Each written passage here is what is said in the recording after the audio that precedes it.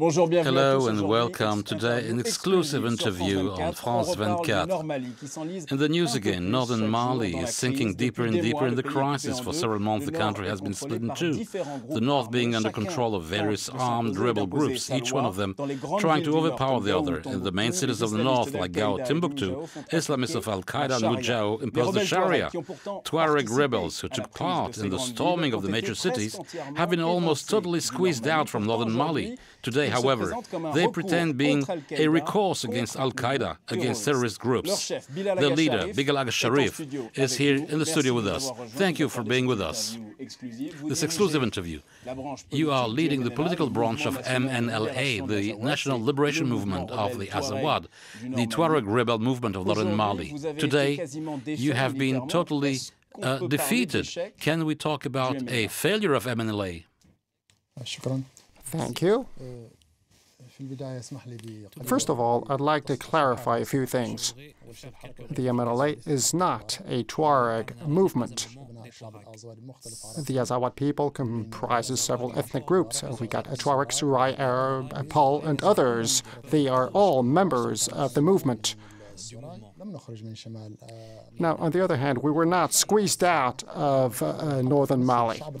We represent the Azawad people and the traditional leaders of the people that hold out against the enemies. The MNLA movement represents women, children, and all those that are holding out against the attacks as much as they can, and they are playing their fully-fledged role. And we also represent the military leaders present on those territories so as to affirm the rights of the Azawad people in those legacy territories and affirm their rights to self-determination stipulated by international law. But Bilal Sharif, there were battles in the past 8-10 days between you and Mujao, the movement for unity of jihad in Western Africa, a movement that is mainly Arab. And in the reports made following those battles, it is said that there was a defeat of the MNLA, mainly in your region of Menaka in the northeast of Mali. Unfortunately, the media, right from the very start, have not complied with the rights of the movement and the Azawad people's rights to make their own decisions. And some of the sources may come from Mali and Mujao, and there are links between Mujao and Mali. It's not the media who are battling. I mean, do you deny the fact that Mujao is in Menaka? Before Menaka, media reports were just erroneous altogether. And about 40 kilometers away from Gao, Mujao was subject to a very heavy defeat, and quite a number of members were killed. Now, be that as it may, the media did not report the truth. And today, the MNLA is fighting against a group responsible for terrorism, drug trafficking, racketeering, and is also acting outside of the Azawad territory and is threatening neighboring countries and the whole region. And this group, a group of people cannot be a group with which the Azawad people can live with, because they do not respect any of the regional traditions. We are fighting against this group, and this group is benefiting from great financing possibilities and is getting money from drug trafficking and abductions. And unfortunately, we are fighting against this group without any support.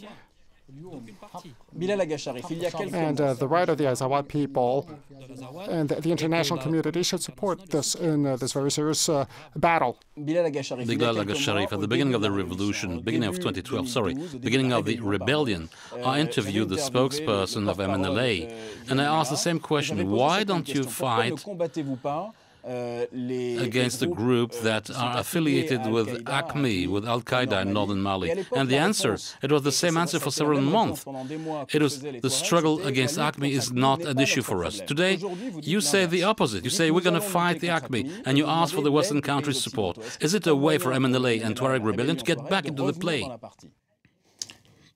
No, there is no contradiction. We've always said the same thing. Now, the official spokesperson said something, and this is still the message today. And we're now fighting against a group that prevailed in the region through murders and abductions and trafficking. What we are saying today is as follows. Military intervention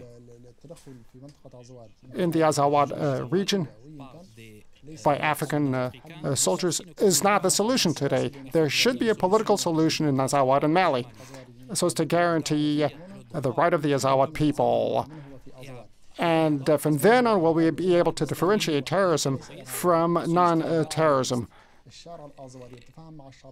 And through good understanding with the Azawad people and the members of the Azawad group should also be vocal about the situation, and their position should be taken into account. Otherwise, we'd be making a very serious mistake, because today's threat looming over the Azawad people could also loom over another people. And borders in the Sahara Desert are not just borders between Belgium and France, for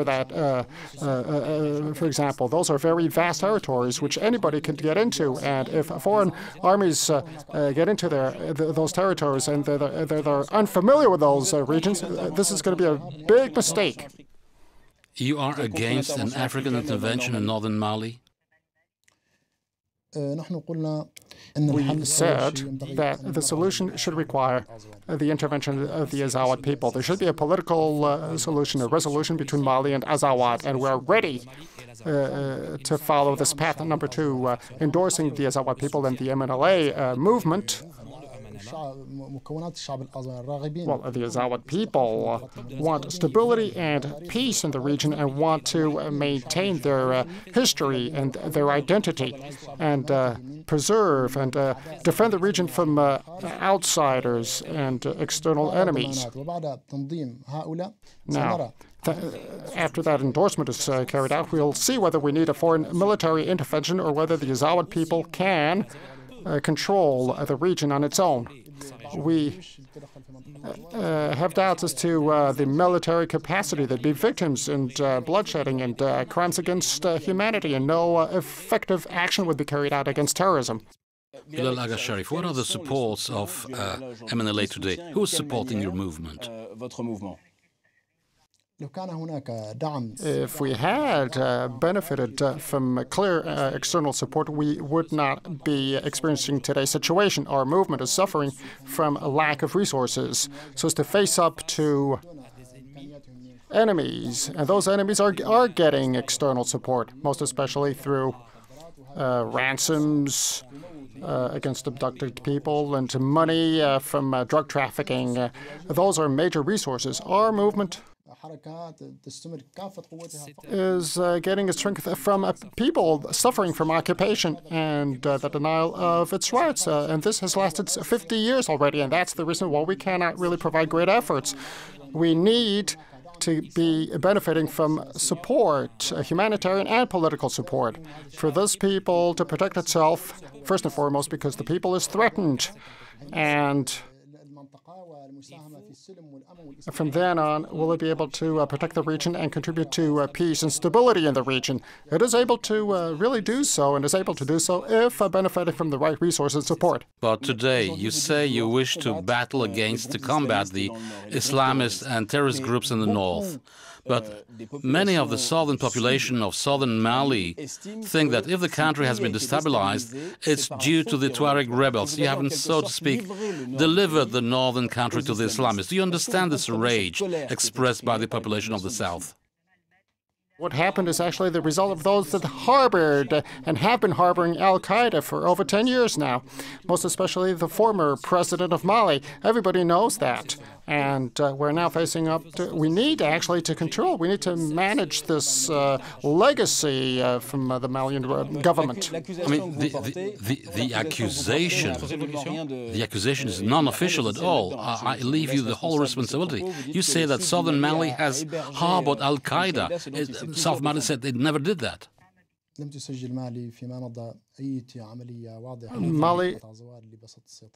never did anything to establish safety in the Azawad region unless it was actually going against the people in Azawad. Now, the Malian intelligence services did have contacts with Al-Qaeda and provided them with resources, information.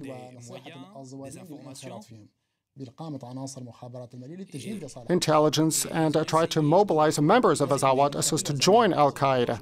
We all know that. Right from the beginning, for about a year, we made calls for peaceful talks and negotiations between us and Mali. But unfortunately, the government turned a deaf ear and closed its eyes to all those calls. And this is what we're now experiencing today. We need to be vocal about it today, and the international community should turn to Mali and say, be responsible and listen to the claims made by the Azawad people when it comes to its legitimate rights. Well, Bilal Akshaev, thank you for having granted us this exclusive interview to France 24. Thank you. Thank you for having been with us. More information on France 24.